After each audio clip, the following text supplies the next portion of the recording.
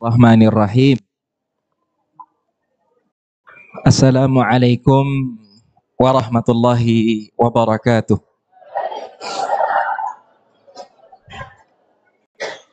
Al-Mukarramun, para alim ulama, tokoh masyarakat yang semoga senantiasa dimuliakan oleh Allah Subhanahu wa ta'ala. Segenap pengurus, para asatidzah wal ustadzat, segenap para hadirin, para santri yang semoga senantiasa dirahmati oleh Allah Subhanahu wa ta'ala. Alhamdulillah, alhamdulillahilladzi 'allama bil qalam, 'allamal insana ma lam ya'lam. Ahmaduhu subhanahu wa ashkuruhu ala ma yasara wa an'am. Wa ashhadu an la ilaha illallah wa ashhadu anna Muhammadan 'abduhu wa rasuluh.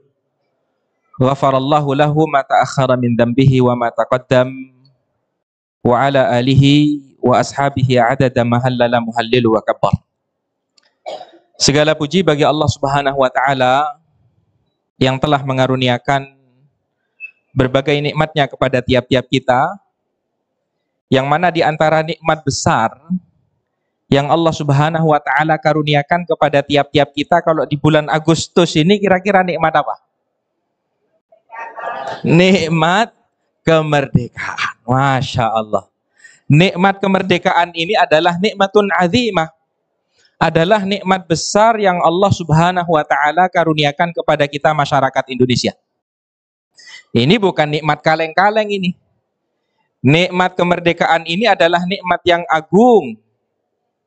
Nikmat di mana kita dapat merasakan ibadah kepada Allah Subhanahu wa ta'ala dengan kebebasan kita.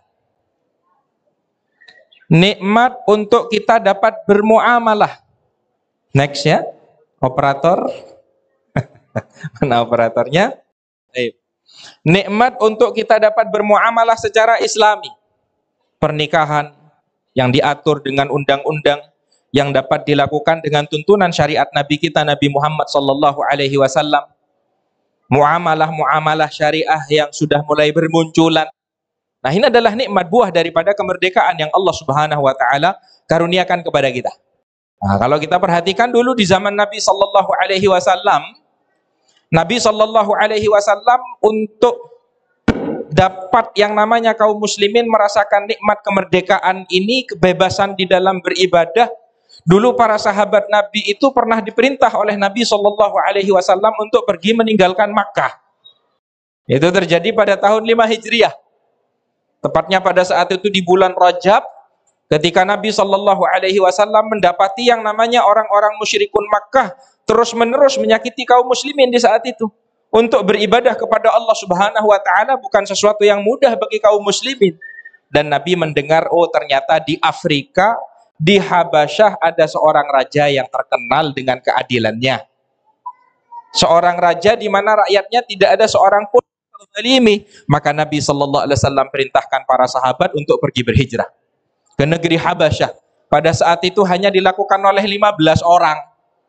11 orang laki-laki, 4 orang perempuan, diantaranya adalah menantu Nabi Utsman ibnu Affan dengan putri Nabi Ruqayyah. Lalu kemudian di tahun itu juga kembali ke kota Makkah. Ternyata ada informasi masyarakat Makkah telah memeluk agama Islam, tapi ternyata beritanya hoax. Lalu kemudian kaum muslimin kembali berhijrah ke negeri Habasyah, dan pada saat itu dilakukan oleh 100 orangan kaum muslimin. Untuk apa itu semua, ahibatil kiram? Adalah untuk yang namanya nikmat kemerdekaan ini. Nikmat untuk yang namanya kita dapat beribadah kepada Allah Subhanahu wa ta'ala dengan keleluasaan kita. Dengan keleluasaan kita. Nah, Allah Subhanahu wa ta'ala karuniakan nikmat itu. Belum lagi nikmat keamanan. Nikmat aman ini, ahibatil kiram, adalah nikmatun azimah. Didirikannya sebuah negara itu ya untuk bertujuan agar memberikan rasa keamanan bagi masyarakatnya, bagi rakyatnya. Maka oleh karenanya kalau kita perhatikan di dalam surat Quraisy itu, ketika Allah Subhanahu wa ta'ala berfirman, li'ilafi Quraisy, untuk kenikmatan bagi masyarakat Quraisy. Ilafihim rihlatash syita'i was-shaif, kenikmatan yang dirasakan oleh masyarakat Quraisy dari nikmat keamanan di mana mereka bisa melakukan perjalanan dagang. Kalau sudah di musim dingin itu perginya ke Yaman, kalau di musim panas pergi kemana? Ke negeri Syam, gitu ya. Masa di mana kala itu ahibatil kiram ma'azzani wa azzakumullah, jazirah Arab itu tidak aman. Peperangan di mana-mana antar kabilah, pembegalan, penyamun, gitu ya. Para kafilah-kafilah dagang harus kehilangan harta, nyawa dikarenakan banyaknya para perampok di kala itu. Tapi tidak dengan masyarakat Makkah. Kenapa? Karena masyarakat Makkah ini ahibatil kiram ma'azzani wa azzakumullah adalah masyarakat yang Allah karuniakan nikmat keamanan itu. Mereka adalah orang yang menjaga Ka'bah. Kalau sampai macam-macam nganu orang Makkah bisa kualat nanti. Sudah pernah terjadi sebelum kelahiran Nabi Sallallahu Alaihi Wasallam. Raja siapa kira-kira? Raja Abraha beserta bala tentaranya, pasukan gajah yang hendak menghancurkan kota Makkah, akan tetapi dibinasakan oleh Allah Subhanahu wa taala. Maka Allah karuniakan itu nikmat keamanan bagi masyarakat Quraisy. Mereka melakukan perjalanan dagang, itu maling-maling itu hormat sama masyarakat Makkah. Dikasih nikmat keamanan oleh Allah Subhanahu wa taala. Dikasih nikmat rizki oleh Allah. Nah, maka nikmat kemerdekaan ini adalah nikmat yang besar yang wajib untuk kita syukuri. Makanya kalau seperti yang pernah disampaikan oleh Nabi Sallallahu Alaihi Wasallam di dalam riwayatnya Al-Imam Tirmidzi, man asbaha minkum aminan fi sirbih. Barang siapa, kata Nabi, yang ketika di pagi hari ia merasakan nikmat keamanan pada dirinya, keluarganya, di tempat di mana dia berada, kata Nabi Sallallahu Alaihi Wasallam, mu'afan fi jasadihi, dikaruniakan nikmat sehat pada tubuhnya, kata Nabi Sallallahu Alaihi Wasallam, wa indahu qutu yaumihi, lalu kemudian ada yang dimakan untuk hari itu. Apalagi jamaah yang hadir awal-awal ini dapat sayur, Ustaz ya. Insya Allah semuanya di kesempatan berikutnya semoga semuanya bisa kebagian. Nah, maka ahibatil kiram ma'azzani wa azzakumullah, maka kata Nabi faka'annama hizat lahud dunya bihadafiriha. Tiga nikmat ini saja, nikmat keamanan, nikmat kesehatan, dan nikmat rizki untuk kita konsumsi pada hari ini, maka nikmat ini saja adalah seperti seseorang yang sudah memperoleh nikmat dunia dan seisinya. Nah, ini adalah nikmat yang wajib untuk kita syukuri. Salawat serta salam marilah senantiasa kita curah limpahkan kepada baginda Nabi besar Muhammad Sallallahu Alaihi Wasallam beserta keluarga, sahabat dan pengikut-pengikutnya termasuk kita semua. Amin amin ya rabbal alamin. Tema kita ahibatil kiram ma'azzani wa azzakumullah pada kesempatan pagi hari yang berbahagia ini adalah tentang move on ala Nabi. Coba Ustadz ingin tahu apa yang dimaksud dengan move on. Biasanya kalau yang muda-muda, yang Gen Z ini tahu. Apa Ustadz? Nggih, monggo. Ahlan wa sahlan. Kita berdamai dengan masalah dan menjaga Masya Allah, gitu ya. Jadi move on itu ahibatil kiram ma'azzani wa azzakumullah adalah berdamai, meninggalkan masa lalu kita, baik itu yang menyedihkan atau yang apalah itu, untuk bagaimana kita menatap masa depan yang lebih bersemangat lagi. Ini kalau move on ini ahibatil kiram ma'azzani wa azzakumullah dilansir dari berbagai sumber, itu artinya seringkali dikaitkan dengan orang yang baru saja patah hati karena putus cinta. Betul? Tapi kalau jamaah majelis duha pantang yang seperti ini, begitu ya, begitu bapak-bapak. Nah, maka ahibatil kiram ma'azzani wa azzakumullah, ini istilah yang digunakan. Jadi biasanya remaja-remaja di zaman sekarang itu banyak yang melakukan hubungan yang tidak dihalalkan di dalam Islam, pacaran, lalu kemudian setelah itu patah hati, lalu kemudian setelah itu butuh untuk move on dan lain sebagainya. Nah, tapi tidak dengan kaum muslimin ahibatil kiram. Kita harus meninggalkan hal-hal yang seperti ini, karena memang tidak dituntunkan di dalam syariat Nabi kita, Nabi Muhammad Sallallahu Alaihi Wasallam. Ini merupakan fenomena yang menyedihkan sebenarnya pada masyarakat kita kaum muslimin di era zaman sekarang ini, di mana generasi muda kaum muslimin di zaman sekarang ini terlena dengan hal-hal yang seperti ini. Padahal kalau misalkan kita mau melihat di dalam sejarah keruntuhan Andalusia. Andalusia. Daerah mana Andalusia ini? Daerah Spanyol. Kaum muslimin di Spanyol itu pernah berkuasa selama 800 tahun, Bapak-bapak. 800 tahun, Ibu-ibu. Nah, maka di antara penyebab daripada keruntuhan kerajaan kaum muslimin di Andalusia adalah keadaan-keadaan yang seperti ini. Ketika kaum muslimin itu disibukkan pada hal-hal yang diharamkan oleh Allah Subhanahu wa taala, disibukkan pada hal-hal duniawi yang seharusnya tidak menjadi beban pikiran kaum muslimin. Maka pada saat itu ahibatil kiram a'azzani wa a'azzakumullah, di akhir-akhir masa keruntuhan kaum muslimin, daerah kekuasaan kaum muslimin yang tersisa itu adalah daerah Girnatoh namanya. Kalau dalam bahasa kita itu Grenada. Gitu ya. Nah, di daerah itu ahibatil kiram a'azzani wa a'azzakumullah, pada saat itu penguasa Nasrani itu Raja Ferdinand. Raja Ferdinand dan Ratu Isabel pada saat itu.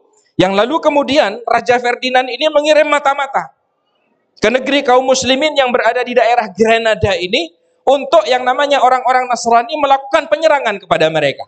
Maka lalu kemudian ketika dianalisa, diteliti, ternyata mereka mendapati ada seorang pemuda yang menangis.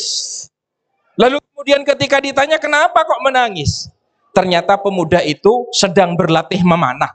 Dan ternyata anak panah yang ia lepaskan tidak mengenai sasarannya. Lalu kemudian dia menangis. Maka mata-mata itu menyampaikan, kenapa kok harus menangis? Lemparkan lagi. Maka pemuda tadi menyampaikan, yang membuat aku menangis adalah dikarenakan aku gagal untuk mengenai sasaran yang aku tuju. Kalau aku di medan pertempuran, lalu kemudian aku tidak mengenai musuh pada lemparan pertama yang aku lemparkan, apakah musuh akan memberikan kesempatan kepadaku untuk aku melempar kedua kalinya?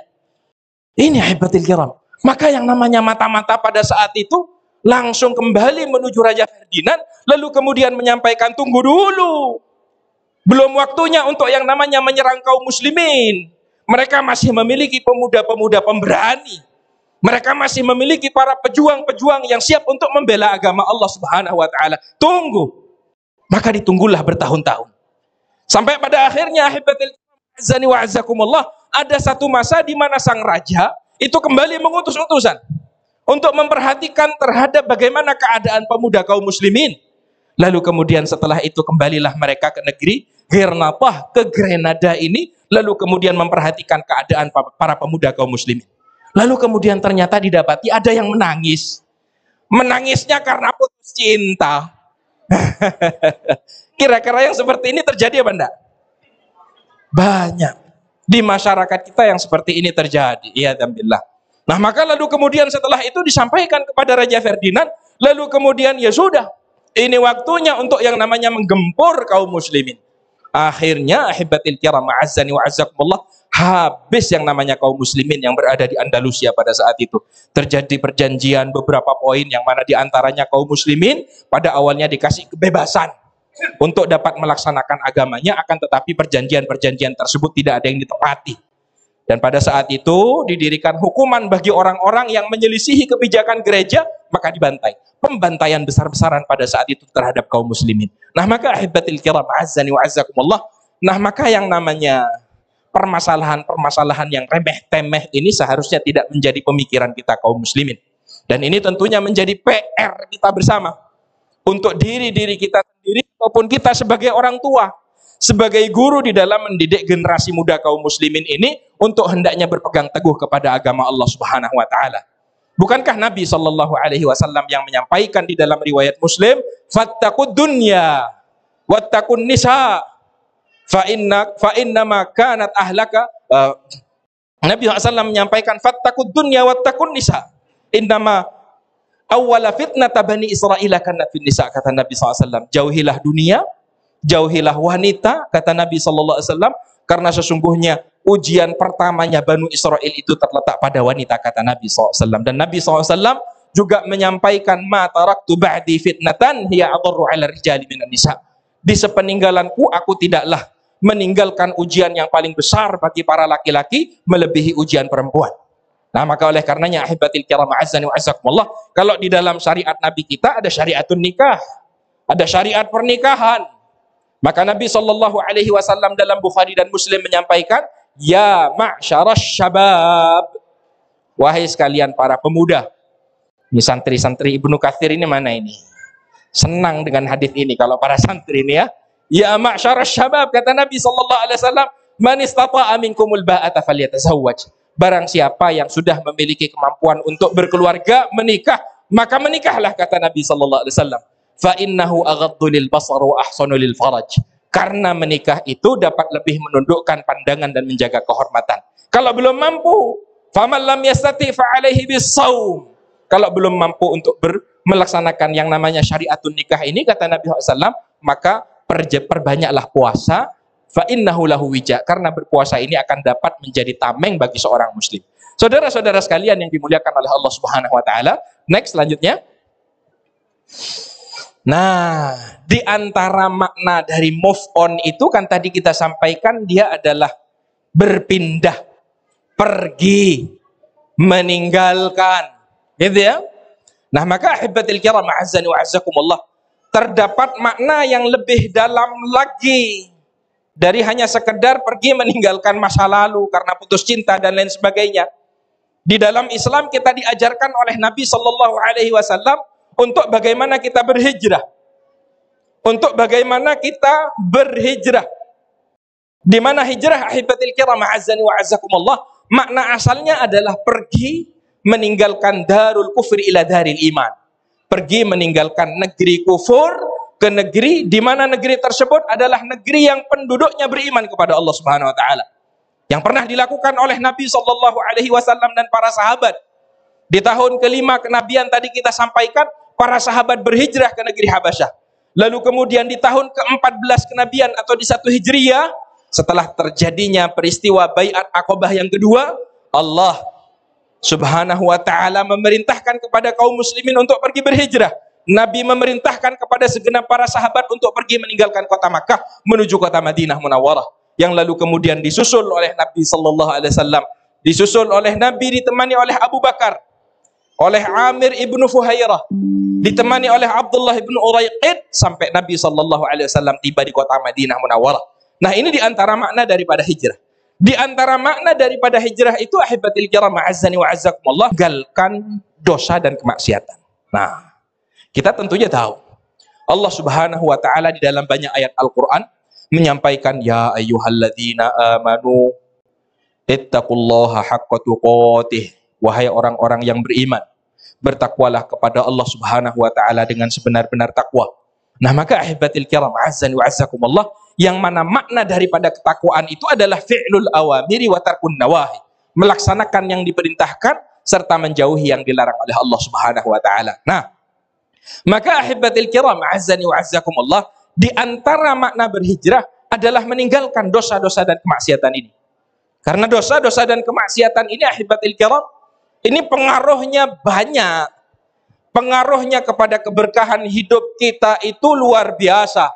Rizki menjadi tidak berkah, gitu ya? Waktunya tidak berkah, kehidupannya tidak berkah. Dikarenakan apa? Dikarenakan dosa dan kemaksiatan yang kita lakukan, gitu ya? Idza kunta fi ni'matin far'aha, kata Ibnu Qayyim, fa inna dzunuba tuzilun ni'am. Jika engkau berada di dalam keadaan nikmat, maka dijaga, karena sesungguhnya yang namanya dosa dan kemaksiatan itu dapat menghilangkan kenikmatan. Ma'asyiral muslimin rahimani wa rahimakumullah. Nah, maka disampaikan oleh Nabi sallallahu alaihi wasallam, al-muslim, seorang muslim itu, kata Nabi, man salimal muslimuna min lisanihi wa yadihi, adalah seseorang di mana kaum muslimin yang berada di sekitarnya itu merasa aman dari lisan dan anggota tubuhnya. Lalu Nabi sallallahu alaihi wasallam menyampaikan, wal muhajiru man hajara ma nahallahu an, orang yang berhijrah itu adalah orang yang meninggalkan larangan-larangan Allah Subhanahu wa taala. Nah, ini adalah di antara makna hijrah, yang mana ini merupakan tujuan daripada kehidupan kita sebagai seorang muslim. Kita diciptakan oleh Allah Subhanahu wa taala untuk menghadapi ujian-ujian di dalam kehidupan ini. Alladzi khalaqal mauta wal hayata liyabluwakum ayyukum ahsanu amala. Dialah Allah Subhanahu wa taala yang menciptakan kehidupan, kematian Untuk apa? Untuk Allah Subhanahu wa taala menguji kita, siapa di antara kita ini yang paling baik amalannya. Nah, maka ahibatil kiram azzani wa azzakumullah, maka hijrah dengan arti, dengan makna meninggalkan dosa-dosa dan kemaksiatan, ini merupakan tujuan yang hendaknya dicapai oleh setiap muslim. Maka oleh karenanya ahibatil kiram azzani wa azzakumullah, yang perlu kita lakukan adalah muhasabah. Apalagi kita sedang berada di awal tahun Hijriyah. Bermuhasabah. Apa itu muhasabah? Kalau dari tadi kayaknya dari rijal saja, dari banat. Apa itu muhasabah?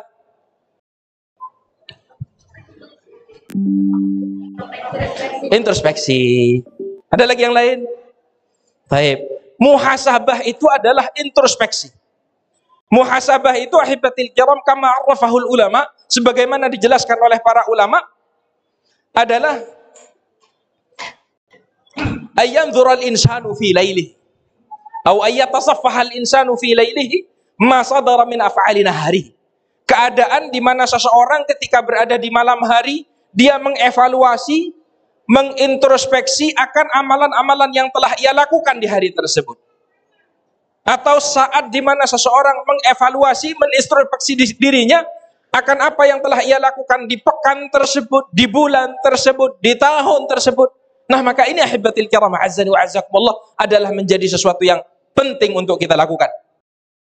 Ini tidak terbatas oleh waktu, tidak terbatas di akhir tahun ataupun di awal tahun. Sesering mungkin yang namanya seorang muslim itu bermuhasabah, semakin ia mengetahui di mana letak-letak kekurangannya. Ini sesuatu yang diperintahkan oleh Allah Subhanahu wa taala.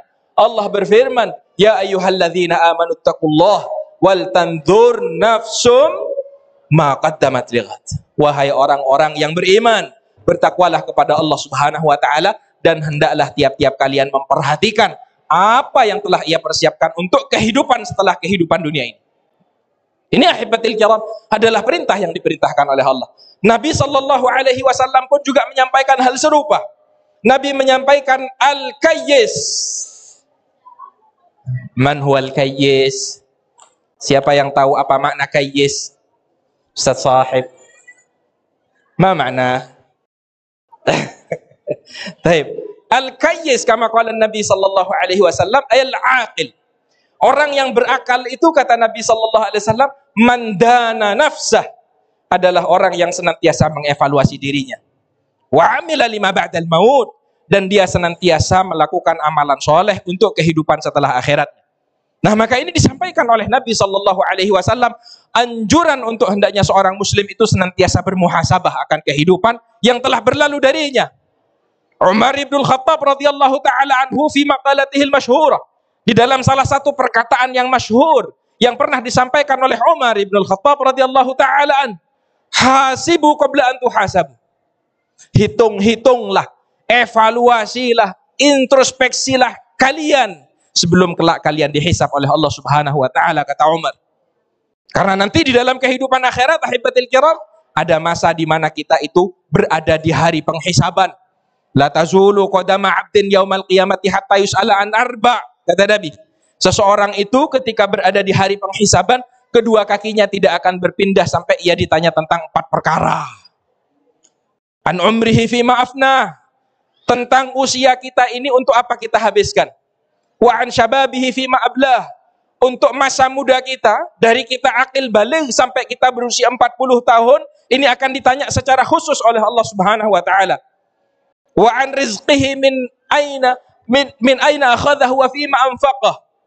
Lalu kemudian tentang rizki yang ia peroleh dari mana dan kemana dia peruntukkan. Wa an ilmihi madza amila bih. Lalu kemudian tentang ilmunya apa yang sudah dia amalkan. Kalau kita akan dihisab oleh Allah Subhanahu wa taala, maka Umar menyampaikan, hasibu qabla an tuhasabu. Bermuhasabahlah kalian sebelum kelak kalian dihisab. Wazinuha qabla an tuzanu. Timbang-timbanglah hari-hari yang berlalu dari kalian. Karena tiap-tiap kita ahibatil kiram, kelak kita akan ditimbang oleh Allah Subhanahu wa taala. Tubuh kita akan ditimbang. Catatan amal kita akan ditimbang. Amal-amal itu sendiri akan diwujudkan oleh Allah dan ditimbang oleh Allah Subhanahu wa taala. Maka Allah Subhanahu wa taala berfirman, "Fa amma man thaqulat mawazinuh fahuwa fi 'ishatir radiyah. Wa amma man khaffat mawazinuh fa ummuhu wa ma adraka ma hiya narun hamiyah. Fa amma man thaqulat mawazinuhu, kata Allah, maka barang siapa yang timbangan amal kebaikannya itu berat, fahuwa fi 'ishatir radiyah, maka dia berada di dalam kehidupan yang diridhai oleh Allah. Dia akan berada di dalam surganya Allah Subhanahu wa taala.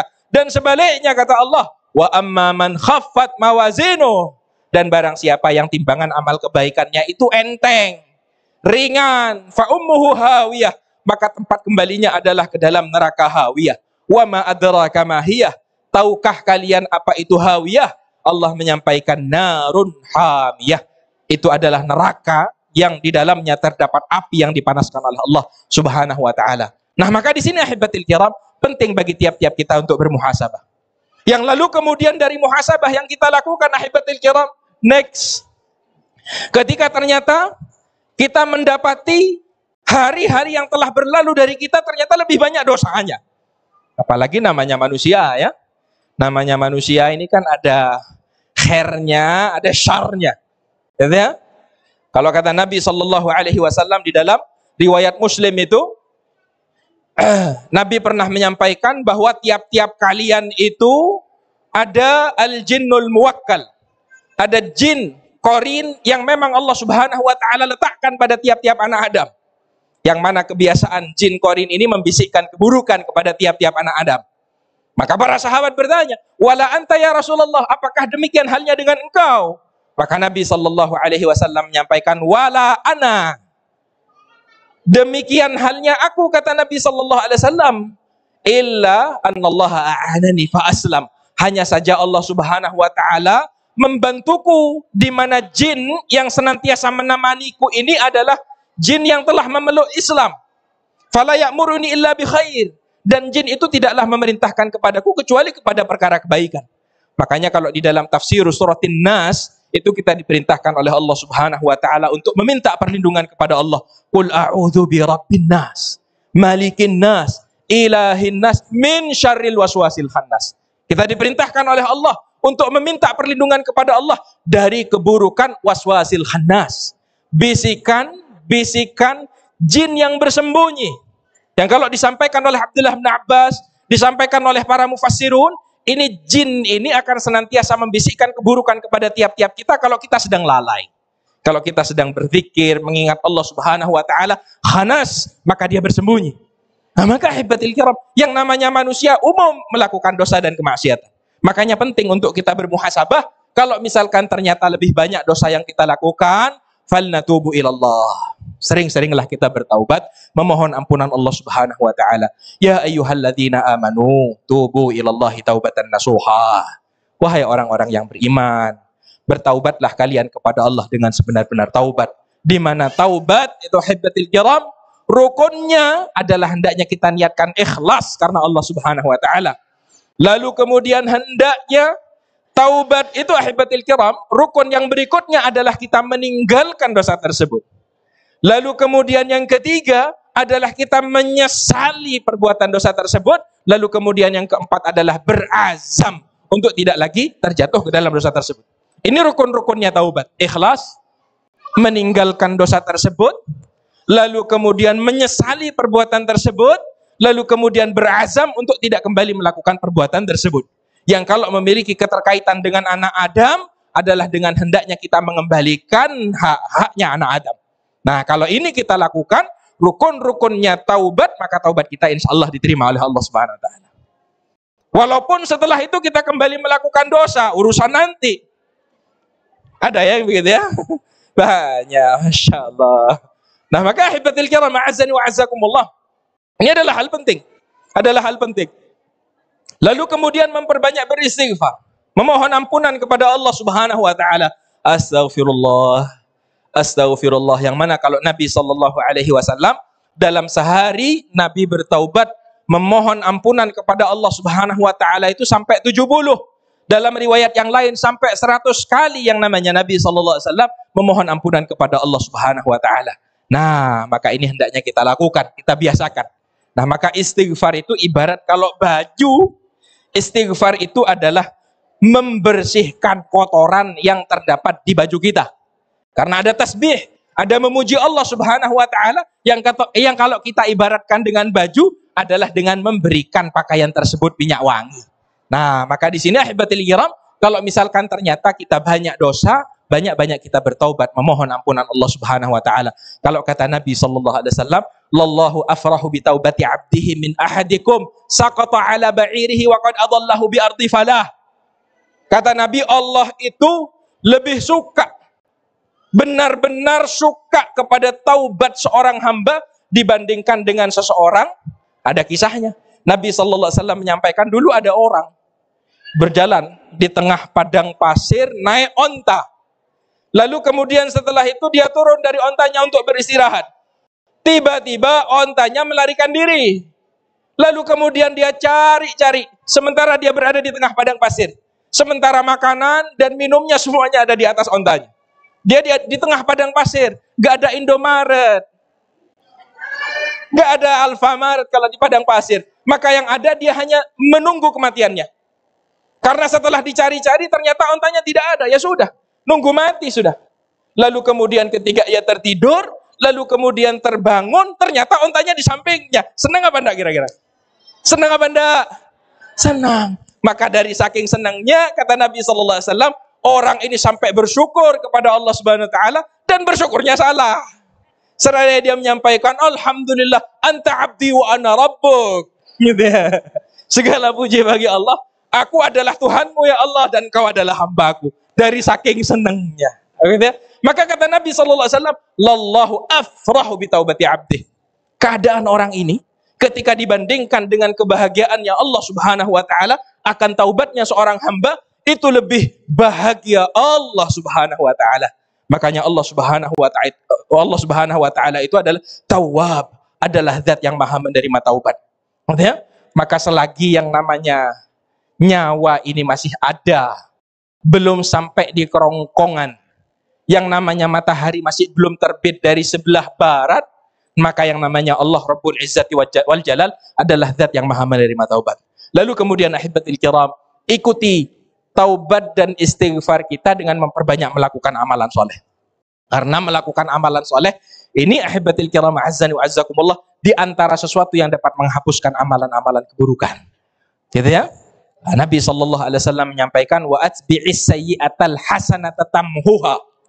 Amalan keburukan yang kalian lakukan ini ikuti dengan amalan-amalan kebaikan, niscaya ia akan menghapuskannya.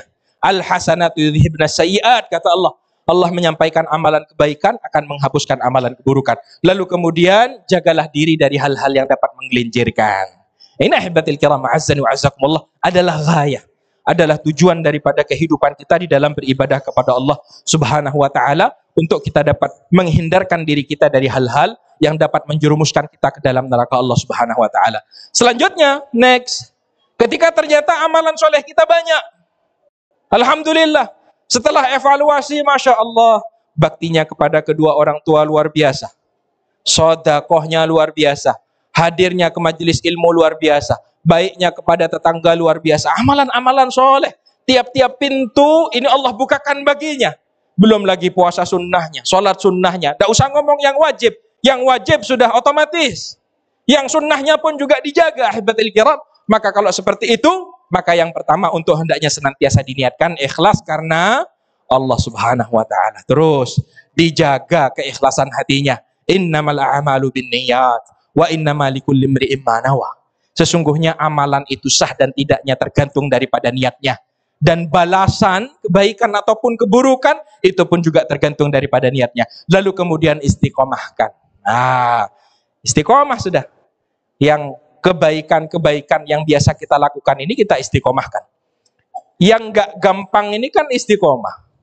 Betul loh, betul? Yang tidak mudah ini ya istiqomah ini. Kita perlu bermujahadah.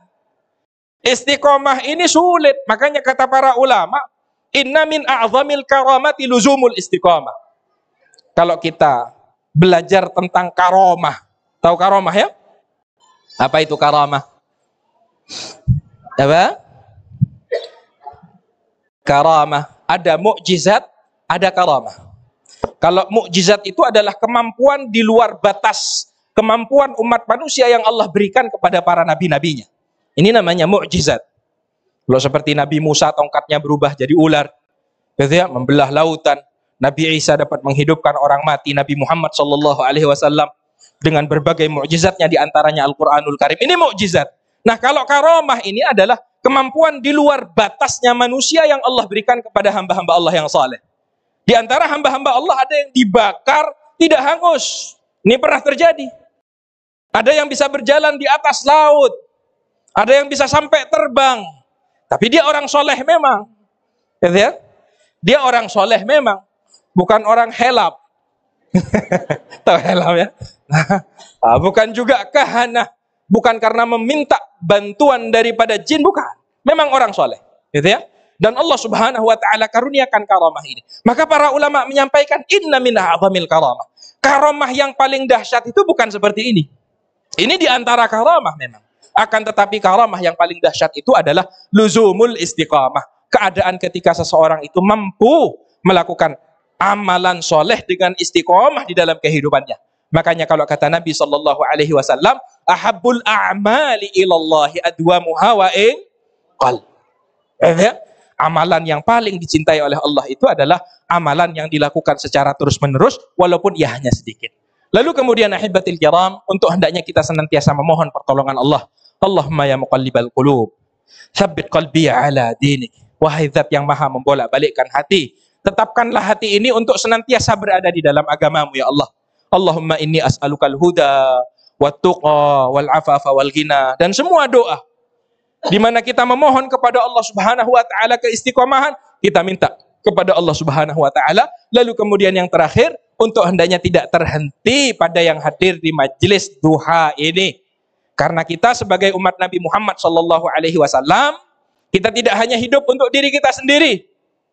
Kita punya keluarga dan Allah menyampaikan, ya ayyuhalladzina amanu qu anfusakum wa ahlikum nara. Wahai orang-orang yang beriman, jagalah diri kalian dan jagalah keluarga kalian dari siksa api neraka Allah Subhanahu wa taala. Keluarganya juga diajar. Ya? Yang punya kemampuan lebih menjadi seorang guru, murid-muridnya juga diajar. Yang punya kemampuan lebih menjadi seorang pejabat, menjadi seseorang public figure, ahibatil kiram, ajak umat manusia ke dalam perkara kebaikan. Nah, maka kalau kata Nabi SAW, man sanna fil islami sunnatan hasanah. Barang siapa yang menyunnahkan sunnah-sunnah kebaikan, kata Nabi SAW, dari yang dituntunkan oleh Nabi SAW, falahu ajruha wa ajru man amila biha. Maka dia akan dapat pahalanya dan pahala orang-orang yang melakukannya. Ma'asyiral muslimin rahimani wa rahimakumullah. Tadi sudah dikasih aba-aba sama Pak Panitia. Jangan lebih 9-10, Ustaz. Gitu ya. Nah, insyaallah kita cukupkan sampai di sini. Kesimpulan dari apa yang kita sampaikan di kesempatan pagi hari yang berbahagia ini, ahibatil kiram, a'azzani wa azzakumullah, di antara makna hijrah itu, di samping kalau yang pertama tadi adalah meninggalkan negeri kufur ke negeri beriman, di antara makna daripada berhijrah adalah meninggalkan dosa-dosa dan kemaksiatan dari yang dilarang oleh Allah Subhanahu wa taala. Maka dari hal ini untuk hendaknya kita bermuhasabah, mengevaluasi diri kita. Kalau ternyata kita mendapati hari-hari yang telah berlalu dari kita lebih banyak amalan keburukannya, maka untuk hendaknya kita bersegera bertaubat, memohon ampunan Allah, lalu kemudian mengikuti keburukan itu dengan amalan-amalan soleh. Ya? Mengikuti keburukan itu dengan amalan-amalan soleh. Lalu kemudian ketika ternyata lebih banyak amalan solehnya, maka diistiqomahkan, diniatkan ikhlas karena Allah Subhanahu wa taala, terus mohon pertolongan kepada Allah, dan tidak hanya terhenti pada diri kita, namun juga ajak orang-orang terdekat kita, sehingga kelak Allah Subhanahu wa taala mengumpulkan kita dengan orang-orang yang kita cintai. Barakallahu li wa lakum fil Qur'anil azim wa nafa'ani wa iyyakum minal ayati wa dzikril hakim. Aqulu qawli hadza wa astaghfirullah li wa lakum innahu huwal ghafurur rahim. Assalamualaikum warahmatullahi wabarakatuh.